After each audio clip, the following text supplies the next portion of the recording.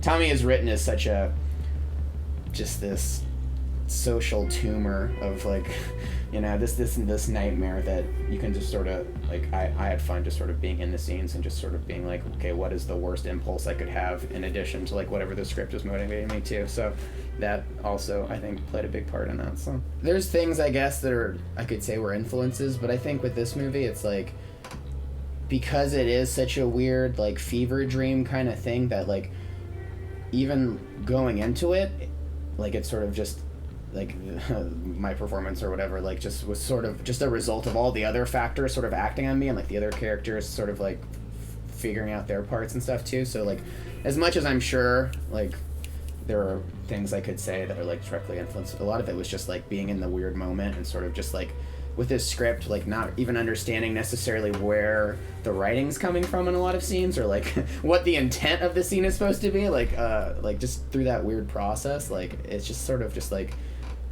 talking about it, and even now is sort of weird. I feel like it was just like this dream I had, like, you know, like, and trying to make sense of it or like put like a really like formal understanding of it is sort of beyond me, like, and I hope that doesn't sound like weird or anything, but it's just like I not a lot of pre-planning went into it. It's so much as just like, well, here we are in the moment, what feels right, I guess. It was easy to play him, which is like, I don't know if that's a poor reflection on myself, how easy it is to be like Tommy Spioch, but like it was a very comfortable role, which sort of is frightening on a certain level. I really like the character, the motel clerk that Tom Devlin plays. I feel like his frustration is just so like kind of unwarranted, but also like totally relatable. like whatever the rest of his day was, where like all it took was this one person to like set him off that much and just set him into like a suicidal like just rage. I like that. I like a lot of the little character moments and characters that just sort of just like have their little moment in the spotlight. I'm not from LA, you know, I'm a fucking transplant, like, you know, 80% or whoever, but it's like, whatever kind of real life you're living, where you're just poor, or like can't eat or whatever, you're still having these really bizarre, like larger than life moments from like where you came from.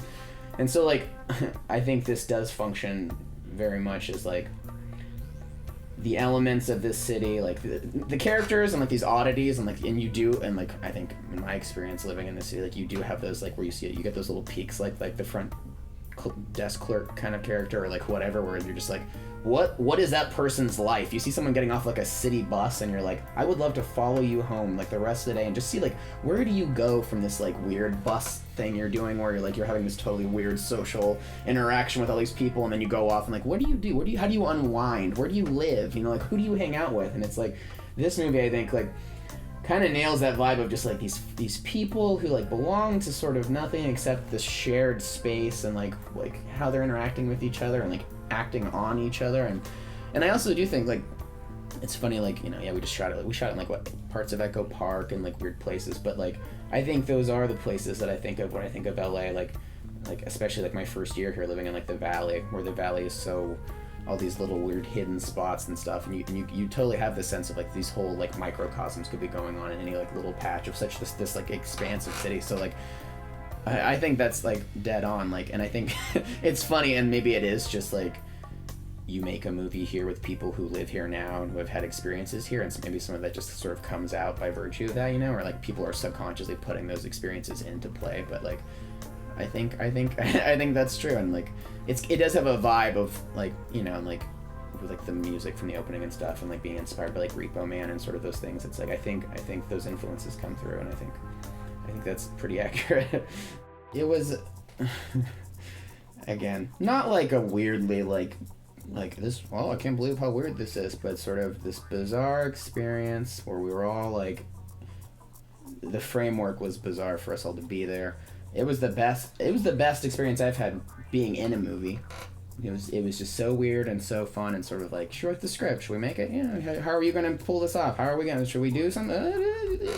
And like seeing it for the first time, that was awesome. And seeing it at the big, I've never had a movie.